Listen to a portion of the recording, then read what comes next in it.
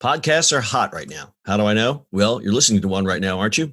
But you might be wondering, how on earth do I get my voice out there and start my own podcast? It all seems so intimidating. Between hosting and platforms and monetization, it can get real complicated real quick. Well, I'm going to let you in on a little secret. We started this podcast over 2 years ago, not knowing clue one on how to do it.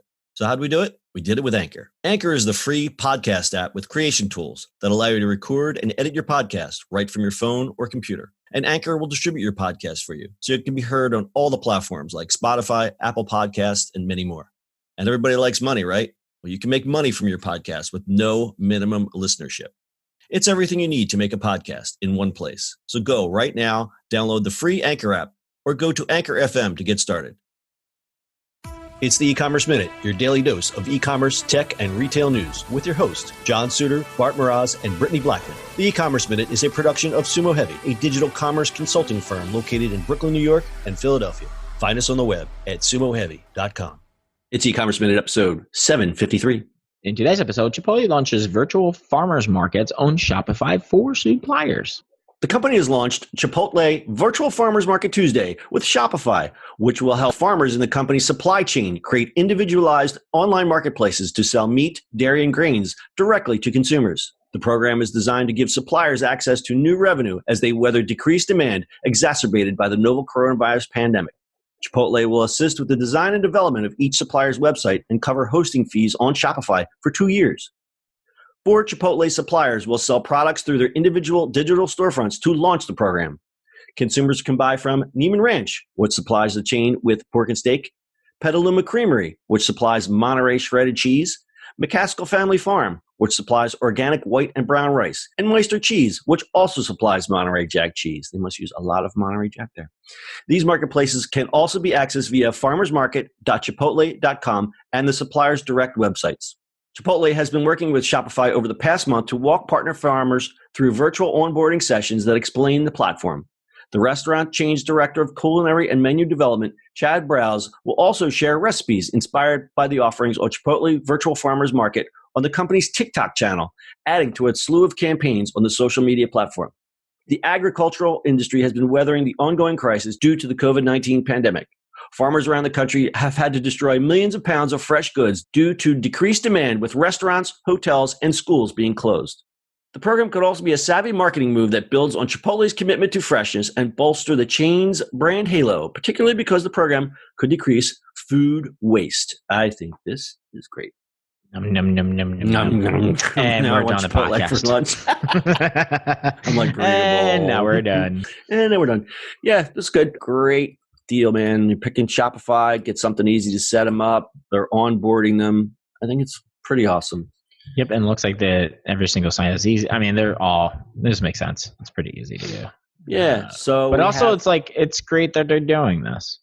Absolutely. I mean, we've heard the horror stories of all the food. You know, what was the first story that came out? Like the potatoes in Iowa. It was like, I have to destroy 9 million potatoes. And people are like, please send your potatoes here. I mean, that's just showing you how constrained you can have your sort of food chain in this country, right? So the biggest problem is like half of this for restaurants and quarter is for consumers. But when the restaurants go away, there's no way to change that whole world. The logistics of it is just crazy. Yeah, let's stick with logistics for a second. What happened with toilet paper? All the toilet paper that was being made for offices, like they couldn't sell that, so they had to pivot to consumer, and that's why there was nothing on the shelf, because what we found out is that people like to go to the bathroom when they're in the office. Who would have thought?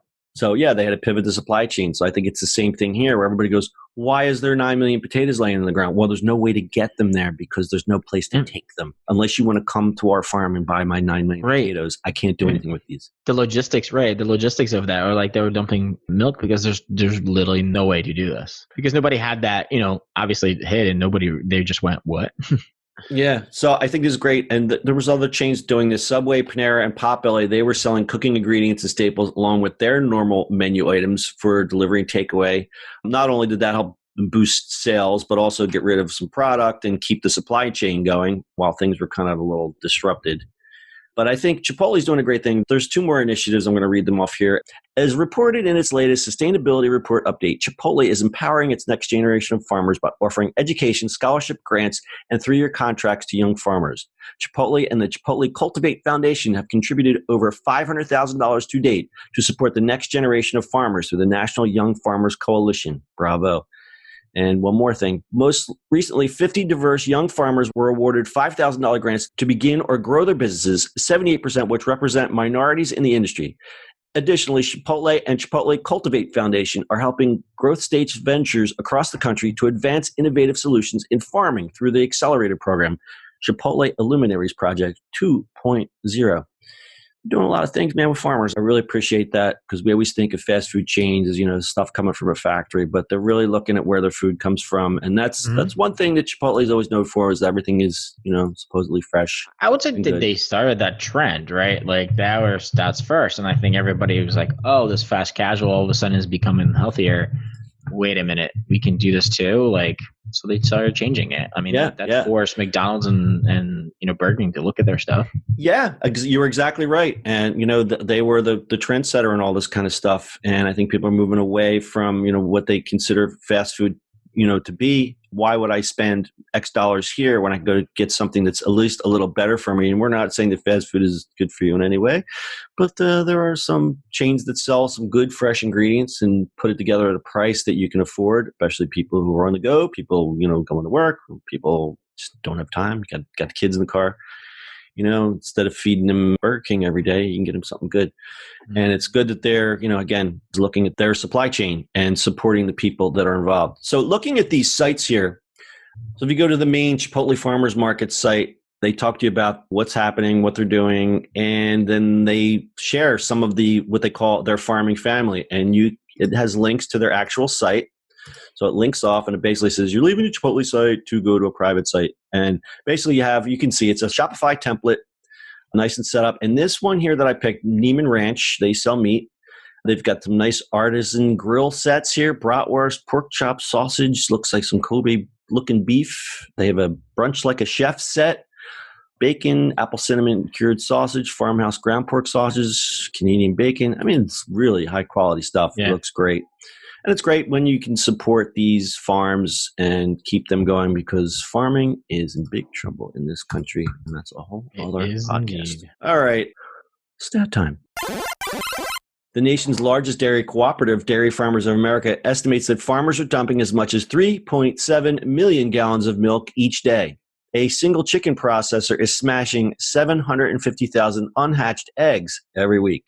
Guru Focus ranks Chipotle's profitability 8 out of 10 on several positive investing signs, which include a 3-year revenue growth rate and a return on equity that is outperforming over 85% of global competitors. All right, Bart, you get anything else? That is it. All right, that is your e-commerce minute for today. We'll see you tomorrow. You like my new closing? That's good.